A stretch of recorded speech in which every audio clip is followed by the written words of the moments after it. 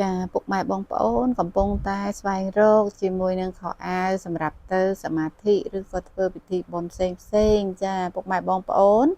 អាចរកជាវបានពីខាងស្រីសុខរបស់យើងខ្ញុំដែលមានលក់ខោអាវសសមាធិខោអាវធ្វើបុណ្យធ្វើទានចាជាមួយនឹងខោអាវសសម្ពុតសអាវសសម្ពុតខ្មៅគឺមានទាំងអស់ណាបងជាពិសេសមានជាមួយនឹងសម្ពុតស៊ីបាត់ដែលមានបោះដុំមានលក់រាយគ្រប់ខេត្តក្រុងមានជាសម្ពុតធម្មតាសម្ពុតអ៊ុតកាវគឺមានច្រើននៅក្នុងហាងរបស់យើងខ្ញុំហើយគឺមានតម្លៃបោះដុំបងអាចយកជាវបានយកទៅលក់បន្តអញ្ចឹងបើបងមានតម្រូវការត្រូវការយកអីវ៉ាន់ទៅលក់បន្តបងអាចឆាតមកក្នុង page របស់យើងខ្ញុំបានដែលមានបោះដុំនិងលក់រាយគ្រប់25ខេត្តក្រុងចាសម្រាប់បងត្រូវការអាចរកមកដល់ទីតាំងផ្ទាល់របស់យើងខ្ញុំបាននៅផ្លូវ271ទល់មុខនឹងធនាគារ AMK ចា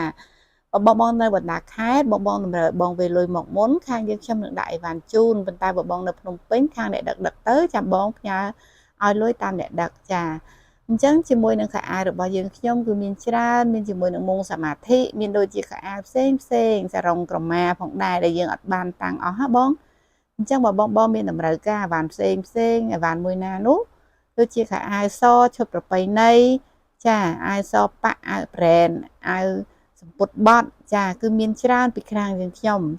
អញ្ចឹងបងចង់បានយកទៅលក់បន្តកុំភ្លេចឆាតមកក្នុង page របស់យើងខ្ញុំណាបងនឹងបានតម្លៃបោះដុំបើបងយកទៅសមាធិឬក៏យកទៅចែកជូនចាស់ក៏មានដូចគ្នាចានឹងរៀបចំជាកំភ្លេជូនបងដែលចង់បានអីវ៉ាន់រហ័សបងអាចឆាតមកក្នុង page របស់យើងខ្ញុំបានឬក៏ទំនាក់ទំនងតាមលេខ Telegram 011 365 456បានណាបងចាសូមអរគុណ